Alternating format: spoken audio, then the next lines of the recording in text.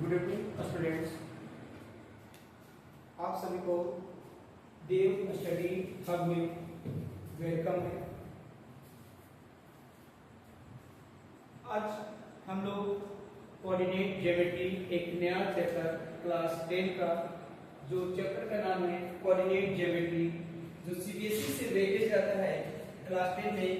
Coordinate geometry से total जो marks आप लोगों को पूछा जाएगा और टोटल मार्क्स आप लोग से वेटेज आता है 5 या फिर 6 मार्क्स का वेटेज आता है, जिसमें से इसमें क्या क्या पूछा जाएगा कोऑर्डिनेट ज्योमेट्री से, जिसमें हम लोग को सीबीएसई जो है बहुत सारे वहां पर हम लोग को रिलेटेड कर दिया गया है पॉइंट को। सबसे पहले हम लोग का जो फर्स्ट पॉइंट पढ़ना है वो डिस्टेंस फार्मूला पढ़ना है। डिस्टेंस फार्मूला क्या होता है, व्हाट इज डिस्टेंस फार्मूला। दूसरा सेक्शन फार्मूला, सेक्शन फार्मूला क्या होता है, सेक्शन फार्मूला इसके बारे में देखेंगे। तीसरा क्या है, इसी में पढ़ेंगे mid point formula. Mid point formula क्या होता है, ये सभी चीजों के बारे में एक एक करके हम लोग पढ़ेंगे कि डिस्टेंस फार्मूला क्या होता है, what is distance formula, distance formula क्या है, कैसे हम लोग डिस्टेंस फार्मूला निकालेंगे। तो आप लोग फिजिक्स में पढ़े हुए डिस्टेंस कैसे निकाला जाता है, स्पीड, डिस्टेंस, टाइम। तो फिजिक्स में हम लोग जो पढ़ते हैं वो पढ़ते हैं speed is equal to distance by time.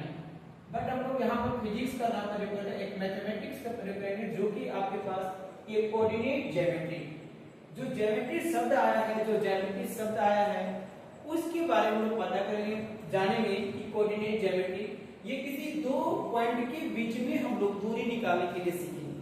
किसी भी दो पॉइंट के बीच में सपोज है कि एक कोई स्टूडेंट्स यहाँ पर एक पॉइंट एक ग्राम है जो कि एक्स और वाई कोऑर्डिनेट पर है, और दूसरा स्टूडेंट एक बी है जो कि श्याम है, वो x1, y1 कोऑर्डिनेट पर खड़ा है। तो ये दोनों के बीच की दूरी निकालने के लिए जो सीखेंगे कि कैसे हम लोग डिस्टेंस निकालेंगे ए और बी के बीच में कितना दूरी पर ये दोनों खड़े हैं, इस चीज को हम लोग यहाँ पर इस कोऑर्डिनेट ज्योमेट्री में पढ़ेंगे। ये डिस्टेंस वगैरह जो है आप लोग को फिजिक्स में पढ़ना है। Linear equation in two variable, pair of linear equation in two variable में भी हम लोग ये सब चीज पढ़ना है, डिस्टेंस स्पीड के बारे में। बट हम लोग यहाँ जो पढ़ेंगे कोऑर्डिनेट ज्योमेट्री में वो सबसे पहले पढ़ेंगे डिस्टेंस फार्मूला, कैसे क्या प्रूव करते हैं। शॉर्ट में थोड़ा सा एक प्रूफ के बारे में हम लोग देख लेते हैं कि कोऑर्डिनेट ज्योमेट्री से जो डिस्टेंस फार्मूला हम लोग फाइंड करेंगे वो डिस्टेंस फार्मूला होता क्या है। तो डिस्टेंस फार्मूला जो आप लोग पढ़िएगा, डिस्टेंस जो फार्मूला होता है, distance formula A point to be को निकालेंगे तो यहाँ पर हम लोग इसको प्रूफ भी देखेंगे, x2 x1 का whole square plus y2 y1 का होल स्क्वायर। अब ये आया कहां से, तो सबसे पहले बात आप लोग एक देखते हैं कार्टेशियन प्लेन के बारे में जानते होंगे कि कार्टेशियन प्लेन क्या होता है, जिसमें से ये आपका y एक्सिस होता है, y डैश होता है, ये आपके पास x डैश होता है और ये क्या होता है x एक्सिस होता है, जिसमें से जहां पर ये दोनों एक्सिस x एक्सिस और y एक्सिस जहां पर आपस में इंटरसेक्ट करता है, इस पॉइंट को हम लोग ओरिजिन के नाम से जानते हैं। अब देखिए अगर आपके पास कोई एक कोऑर्डिनेट दिया है, कोऑर्डिनेट मतलब x और y के बारे में बात कर रहा है, फर्स्ट जो होता है x एक्सिस के बारे में बताता है, सेकंड जो होता है वो आपके पास y एक्सिस के बारे में बताता है। तो पहला पॉइंट सपोज दैट ये का कोऑर्डिनेट कुछ दिया है x, y और b एक कोऑर्डिनेट दिया है, ये x1, y1 मान लेते हैं, x1, y1 मान लेते हैं, x और y भी मान सकते हैं, b जो कोऑर्डिनेट है x2, y2 मान लेते हैं। और ये दोनों, ये जो पॉइंट b है, ये दोनों का अगर हम आपस में ज्वाइन करते हैं ab को, ये ab को आपस में ज्वाइन करते हैं तो इसका वैल्यू पूछा जा रहा है, इसका डिस्टेंस निकालने के लिए बोला जा रहा है कि कैसे क्या होगा। तो देखिए आप लोग यहाँ पर क्या कीजिएगा, ये से एक परपेंडिकुलर लाइन ड्रॉ कीजिएगा किस पर, x एक्सिस पर, जो कि कोई एक पॉइंट, ये ओरिजिन हो, एक पॉइंट मान लेते हैं n। दूसरा जो b से एक परपेंडिकुलर लाइन ड्रॉ करेंगे, उस परपेंडिकुलर लाइन को मान लेते हैं कोई पॉइंट n है। इसके बाद हम लोग क्या करेंगे कि bn पर एक परपेंडिकुलर लाइन ड्रॉ करेंगे, जो कि एक पॉइंट मान लेते हैं p। ये आपको एग्जाम में प्रूफ दैट डेरिवेशन आपसे नहीं पूछा जाएगा कि प्रूव दैट डिस्टेंस फार्मूला है x2 माइनस बेस। तो ये तो हम लोग सिर्फ पढ़ेंगे कैसे क्या निकालते हैं, कैसे क्या होता है। तो ये जो पॉइंट है x1 वो किसका डिस्टेंस बताएगा, o से लेकर m का डिस्टेंस बताएगा, o से लेकर m। तो सबसे पहले यहाँ पर देखिए o से लेकर m का जो डिस्टेंस है OM, वो OM is equal to x1। अगर हम लोग OM का वैल्यू फाइंड करना चाहेंगे तो ये आपके पास क्या है x2 है, ये आपके पास क्या आ जाएगा x2। तो OM का वैल्यू क्या आ जाएगा x2। अगर हम MN का वैल्यू निकालना चाहते हैं, M और N का वैल्यू, तो MN का वैल्यू क्या आ जाएगा ON माइनस OM, जो कि आपके पास ON का वैल्यू x2 माइनस x1।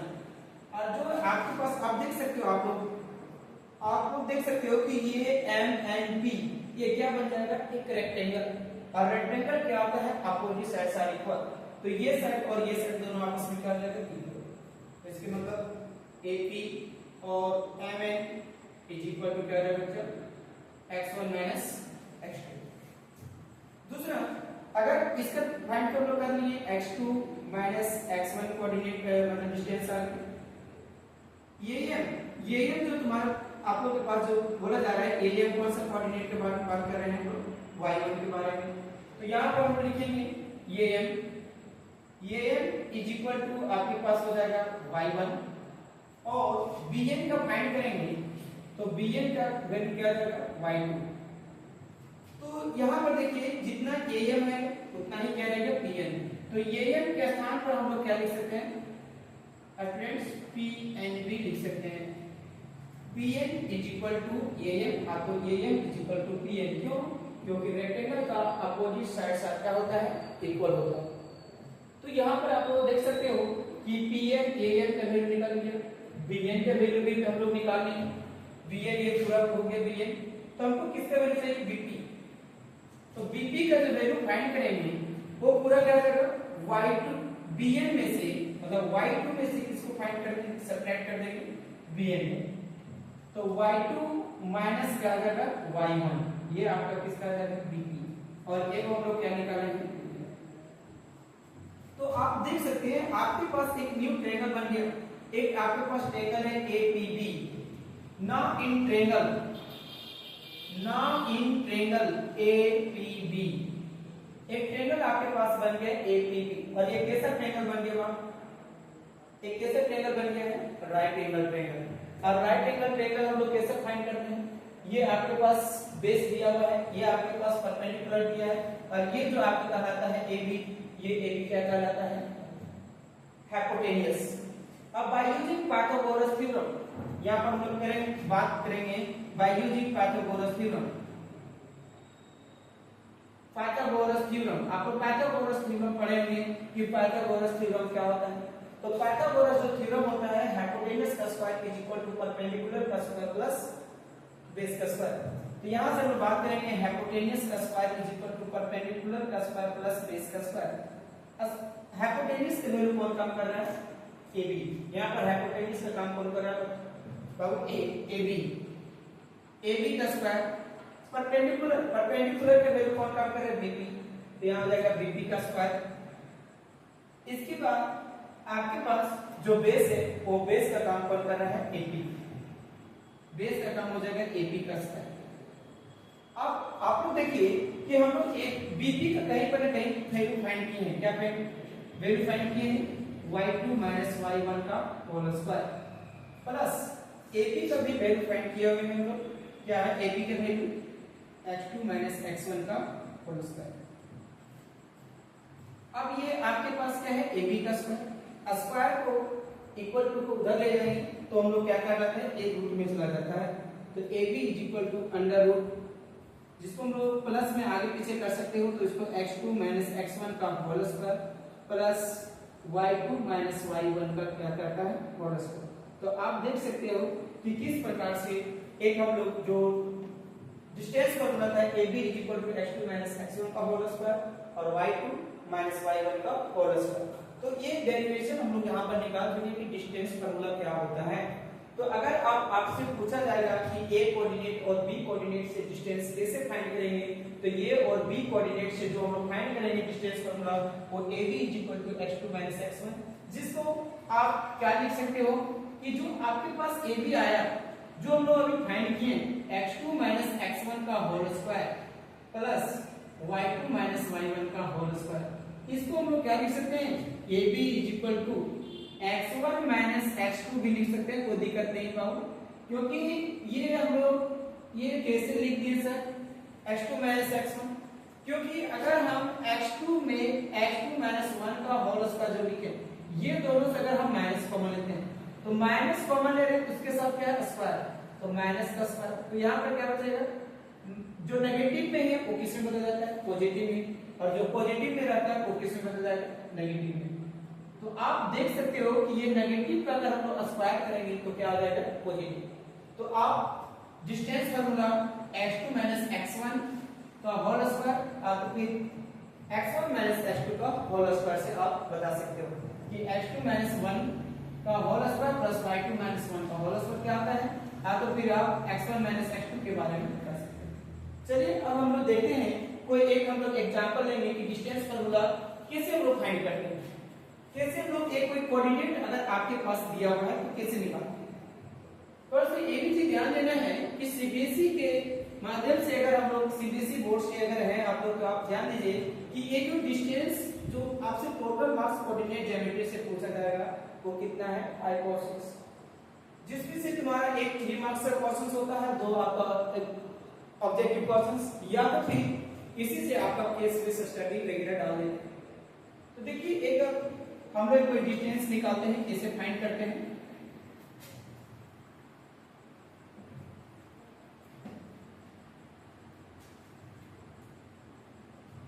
सबसे पहले बात, अगर आपसे कोई एक कोऑर्डिनेट अगर मान लेते हैं सपोर्टेड दिया है 2,3, कोई एक कोऑर्डिनेट 2,3 दे दिया है, और दूसरा कोऑर्डिनेट अगर आपके पास b जो है वो दे दिया 5,6।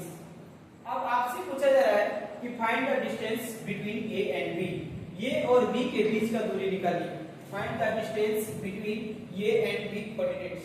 तो यहाँ पर हम लोग काम करेंगे, जो डिस्टेंस आपके पास दिया है गिवन दैट, जो आपके पास दिया हुआ है given that the coordinates of AB, ये का जो कोऑर्डिनेट है वो 2,3 है एंड B का जो कोऑर्डिनेट है वो 5,6 है, जिसको आप पहले लिख दीजिए here x1 का वैल्यू क्या है 2 और ये क्या कहलाता है y1, तो y1 का वैल्यू कितना आ जाएगा 3, x2 का वैल्यू आपके पास क्या है 5 और y2 का वैल्यू कितना है 6। ये लिखने से क्या होगा कि हम लोग जब फार्मूला में जब हम लोग पुट करेंगे तो वहां पर आपको इजी होगा कि कैसे हम लोग h1 h2 वगैरह कैसे क्या डालेंगे, वहां पर ये चीज में आपको इजी होगी। वी नो दैट हम लोग जानते हैं, क्या जानते हैं कि डिस्टेंस फार्मूला AB के बीच में, तो अभी हम जस्ट अभी हम प्रूव किए हैं कि AB का जो फार्मूला था x2 x1 का whole square plus y2 y1 का होल स्क्वायर। अब देखिए आपके पास x2 की वैल्यू क्या है 5 और x1 की वैल्यू क्या है 2, तो 5 2 का होल स्क्वायर प्लस y2 6 3 का होल स्क्वायर। अब यहां से हम लोग जब फाइंड करेंगे तो AB अंडर रूट 5 2 3 का स्क्वायर और 6 3 3 का स्क्वायर। अब 3 का स्क्वायर कितना आ जाएगा 9 और इसका वैल्यू कितना आ जाएगा 9। अब 9 और 9 कितना हो जाता है 18 को अगर आप फाइंड कीजिएगा तो 3 × 3 × 2, अब इससे आप वैल्यू निकालिएगा तो 3√2।